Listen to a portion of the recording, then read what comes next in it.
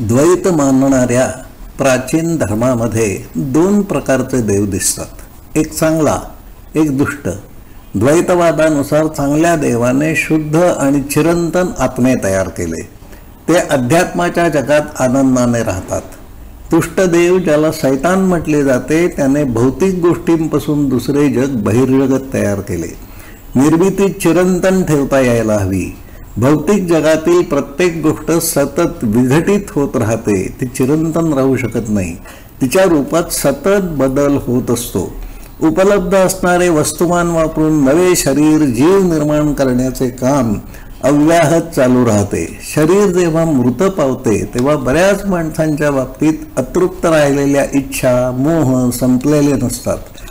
शरीर सोडून जाणारा आत्मा, चैतन्य, नवीन शरीराची बांधणी करण्यामागे लागतो. त्याच्या अपुऱ्या राहिलेल्या इच्छा पूर्ण करण्यासाठी योग्य असे शरीर निर्माण केले जात असले पाहिजे.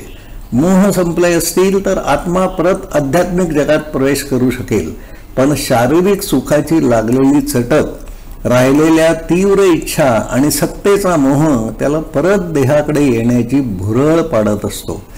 पाप पुण्य या कल्पना मानव निर्मित आहेत. जे जे अंतर्जगताच्या दिशेने नेते ते सारे पुण्य. बहिर्जगतात यश मिळवण्यासाठी होणारी वर्तणूक ही पाप. ही व्याख्या ढोबळपणाने केली आहे. वैज्ञानिक अंगाने त्यातील तथ्य तपासण्याचा प्रयत्न व्हायला हवा. कृपया तशा एका कल्पनेवर विचार करावा ही विनंती आहे. चुंबकाला दोन ध्रुव असतात. चुंबकाचे अणु एवढे लहान तुकडे केले तरी एका ध्रुवाचा चुंबक तयार होऊ शकत नाही. विरुद्ध ध्रुव असणाऱ्या दोन बाजू एकमेकांना घट्ट चिकटूनच नांदत राहतात.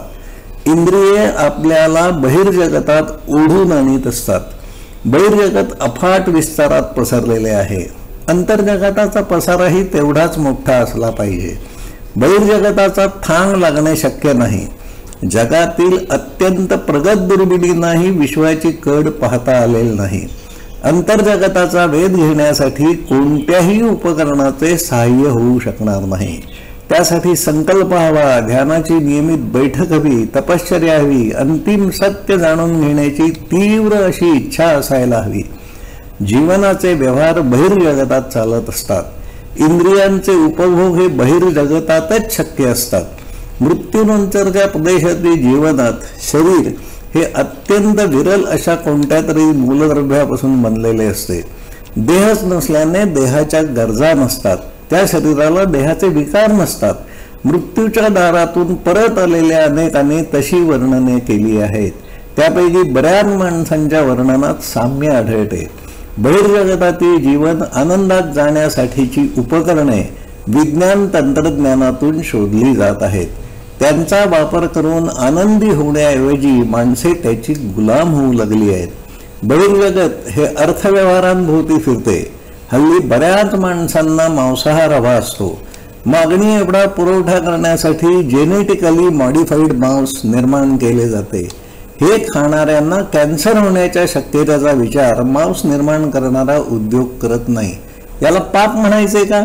पुढील भागात याविषयीचा अधिक तपशील पाहू. धन्यवाद.